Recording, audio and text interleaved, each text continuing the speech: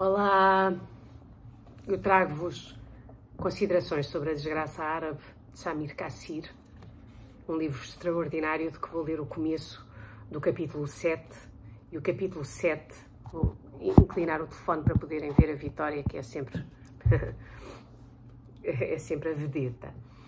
E esse capítulo 7 intitula-se Onde se vê que a maior desgraça dos árabes está na recusa de sair dela, mas que, à falta de vislumbrar a felicidade, o equilíbrio é possível. Perante a desgraça árabe, há, em primeiro lugar, aqueles que desesperam, que pensam que os árabes estão tão profundamente instalados no impasse que não são capazes de sair dele e que, desse modo, agravam o impasse. É a vertente extrema do modernismo, que inclui liberais, desiludidos do nacionalismo e ex-militantes de esquerda. Nesta ótica, a regressão generalizou-se tanto que condena retrospectivamente a própria ideia de renascimento. Este último, além de se ter saldado por um fracasso, teria constituído uma anomalia da história, condenado de antemão a fracassar. Pior ainda, todas as tentativas feitas para tirar os árabes do seu Estado, em particular o nacionalismo, só teriam agravado o problema. Alguns destes desiludidos vão ao ponto de interiorizar os esquemas culturalistas em que a dominação imperialista se alicerça.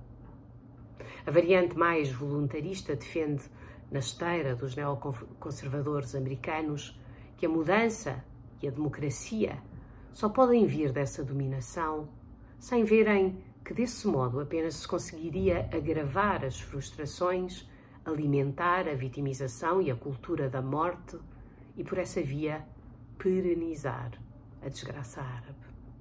Ora, para sair da desgraça, é preciso que sejam os próprios árabes a fazê-lo. Em seguida, há aqueles para quem tudo está bem quando tudo está mal. Trata-se, como terão compreendido, dos islamistas jihadistas que, como bons messianistas, não veem na desgraça árabe mais do que um mau bocado a passar, aliás, não tão mau como isso, pois pode ser aproveitado para ganhar o paraíso e as suas 40 uris, enquanto não chega essa curiosa grande noite que não se pensa como um salto para o futuro, ao contrário do original marxista, mas antes como um regresso à pureza das origens, mesmo que tenha que se procurar na noite dos tempos. Como pensamento estruturado, o islamismo jihadista está longe de ser a ideologia dominante que nos é tão frequentemente dada a ver nos meios de comunicação ocidentais, mas não deixa de possuir um poderoso efeito de arrastamento, sem dúvida por ser hoje a única corrente que propõe uma via de saída para o estatuto de vítimas que os árabes se comprazem em alimentar. Estatuto esse que o islamismo, jihadista ou não se coíbe de reforçar.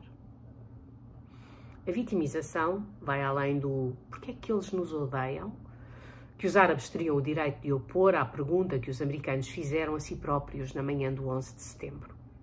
Incontestavelmente alimentada pela complacência ocidental face à questão da Palestina, integra outras componentes, em particular o sentimento de impotência, mas também uma certa visão policial da história. O culto da vítima defende que os árabes são o principal alvo do Ocidente. É menosprezar os outros povos do mundo e a história moderna, esquecer a África e a sua pilhagem sistemática, as Américas e o genocídio das suas populações pré-colombianas, prolongado nos nossos dias pela marginalização das suas culturas, a Indochina, as suas gerações dizimadas. Não se trata de negar aquilo que começamos por pressupor, a saber que os árabes não têm nada que possa compensar o seu infortúnio, nem de descurar que, de todas as regiões do planeta, o mundo árabe é aquela em que o Ocidente não cessou de se comportar como dono e senhor, e isso até ao minuto presente, quer diretamente, quer através de Israel. Mas uma coisa é a tomada de consciência da ameaça e outra o comprazimento na vitimização. Não se vê um tal culto em parte nenhuma, nem entre os protagonistas do Renascimento, nem entre os ideólogos ou os militantes do nacionalismo. Vítimas por excelência, os palestinianos escaparam-lhe e continuam em larga medida a fazê-lo, ainda que a sua sorte favoreça, entre aqueles que os observam como espectadores impotentes, a propensão para comungar no culto da vítima. Mais do que a resultante de uma relação de forças, a vitimização é o preço da derrota do universal. E o aparecimento deste culto, celebrado pelos meios de comunicação árabes, a começar pela tão elogiada Al Jazeera, só foi possível porque a ideologia dominante do momento veicula a recusa do universal. A palavra ideologia é um pouco exagerada, na verdade. Em matéria de ideologia, trata-se da aliança entre os restos fossilizados do nacionalismo árabe que, porque fossilizados, se desligaram das suas inspirações universalistas iniciais, e um nacionalismo islâmico que, por seu turno, entende demarcar-se explicitamente do universal ou mesmo substituir-se-lhe. Um tal nacionalismo não é inédito. Esteve na ordem do dia no fim do século XIX, nomeadamente sob o impulso de um Afghani. Só que Afghani era um reformador do Islão, perfeitamente a par do pensamento ocidental, com o qual conviveu sem complexos. Nada disso se verifica com os seus longínquos sucessores, que querem tudo menos ouvir falar em reformas religiosas. O nacionalismo islâmico não é sinónimo de jihadismo. O primeiro é essencialmente defensivo, ao passo que o segundo pode chegar a pensar-se como uma nova conquista do mundo. A diferença é subtil e não há dúvida de que o nacionalismo islâmico prepara o terreno ao jihadismo. Com efeito, embora, ao contrário do jihadismo, não negue a desgraça, predispõe aqueles que dela se queixam a comprazerem-se nela, a ponto de só consentirem renunciar a ela, trocando-a por aquilo que se lhe assemelha, a saber, essa cultura da morte na qual a união entre nacionalismo árabe fossilizado e islão político pretende resumir a resistência. A cultura da morte possui, sem dúvida, algo que a explica.